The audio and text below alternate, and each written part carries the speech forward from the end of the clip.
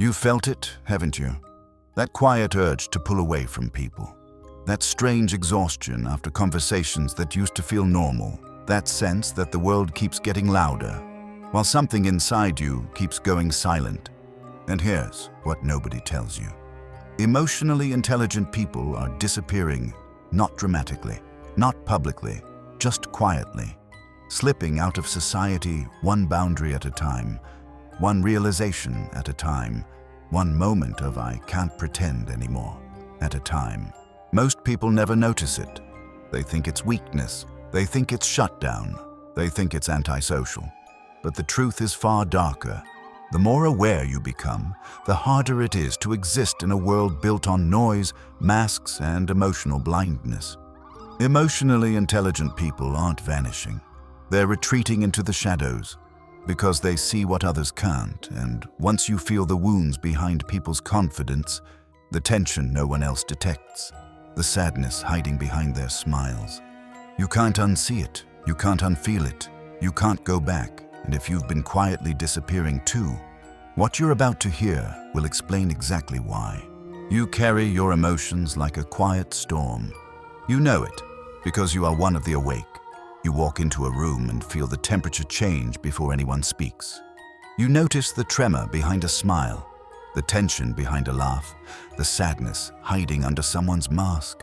Your mind doesn't scan the surface, it scans the truth, and that truth is heavy. Here's the part nobody tells you. Emotional intelligence looks calm from the outside, but inside, it's a constant ache, the weight of noticing everything, the fatigue of understanding too much, the loneliness of seeing through people who can't see themselves. You've spent years carrying pain that wasn't yours, being the therapist in a world that refuses therapy, dimming your intensity so others don't feel exposed. Slowly, without choosing it, you slipped toward the edges of society, not out of weakness, but self-preservation. You became quieter, more selective, more observant, more hidden. Your disappearance is not a failure. It's the first symptom of a deeper psychological shift you were never taught to name. But that's only the beginning.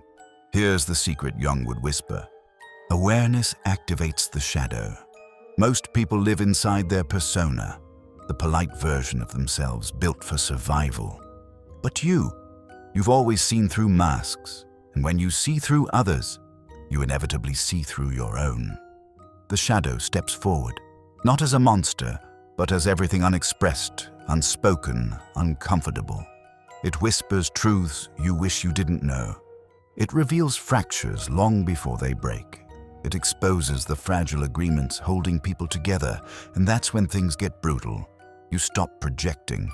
Most people survive by throwing their wounds onto others. You turned inward instead.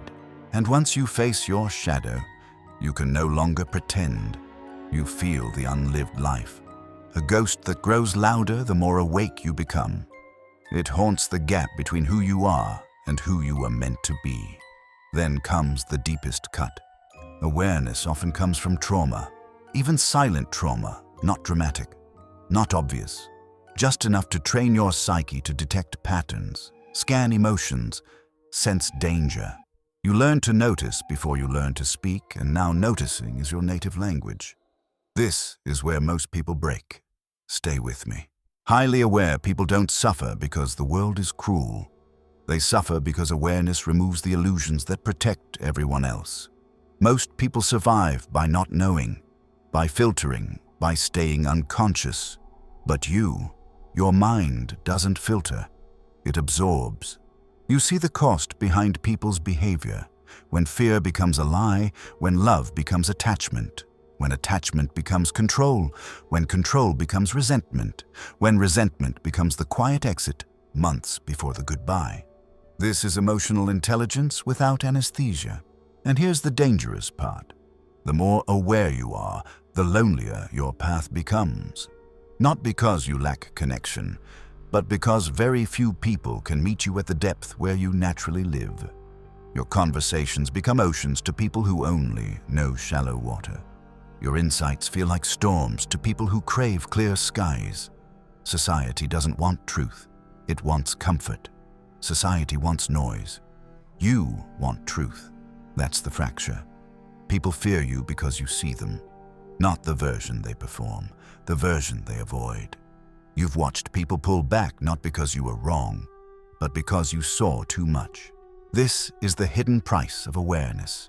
You walk through a world designed for sleep. But awareness is not meant to destroy you. It's meant to reshape you. Here's the turning point. Your awareness is not a flaw. It's a skill, a compass, a calling. The same sensitivity that once overwhelmed you becomes your radar. Your depth becomes your clarity. Your intuition becomes your protection. And something shifts. You stop apologizing for seeing clearly. You stop shrinking to make others comfortable. You stop dimming your perception to avoid threatening people who live in denial. Awakened people don't walk away because they're cold. They walk away because they can't participate in dynamics that depend on lies. And in that moment, you stop suffering from awareness and start living through it. Awareness becomes your advantage, your filter, your armor, your intelligence. Because consciousness is never the enemy. Avoidance is. Transformation doesn't end the conflict. Inside you, three forces collide. 1, the self, the conscious you. 2, the shadow, everything suppressed. 3, the unlived life, the future you're being pulled toward. And around these forces is society, pressuring you to stay predictable, tame, small. The self wants authenticity. The shadow wants expression. The unlived life wants birth. Society wants compliance, and you're holding all of them at once. Most people never experience this war. They live inside one part of themselves. You live inside all of them simultaneously.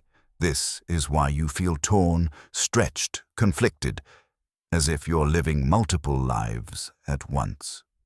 Awareness shows you the architecture of your psyche, the scaffolding behind your thoughts, the pieces built from survival instead of truth. And then comes the hardest question. Which part of you is real? The answer isn't simple, not peaceful, not clean, because the real you is not one part, but the tension between all of them. Awareness means learning to live with the conflict instead of trying to erase it. Here's the part nobody teaches you. Awareness doesn't give answers. It gives sight. And sight demands you walk differently. Your path isn't about being happier, it's about being truer. You stop scanning the world and start scanning your own inner architecture. You stop abandoning yourself in relationships. You stop absorbing emotions that weren't yours. You stop shrinking to make others feel safe. You stop treating intuition as a burden. Here's the twist. Highly aware people don't suffer because they're weak. They suffer because they're being initiated. Every heartbreak sharpened your instinct. Every betrayal refined your perception. Every fracture taught you to see the architecture of human nature. You weren't being destroyed. You were being prepared. Prepared to spot manipulation. Prepared to sense lies. Prepared to trust your inner voice again. Prepared to break the systems that once controlled you. And here's the twist inside the twist. The suffering ends the moment you stop trying to fit into a world you were meant to see through. Awareness was never meant to make you comfortable. It was meant to make you free. And now that you see the hidden threads beneath everything, you're no longer trapped inside the maze. You're the observer. And once you reach this point, awareness stops feeling like suffering and starts feeling like destiny. If this opens something inside you, comment, "I see the thread." Those who know will know. And if you want to go deeper into the hidden patterns behind manipulation, power, and psychological influence, read my ebook, The Dark Thread We've All Been Tied To. Link in the pinned comment.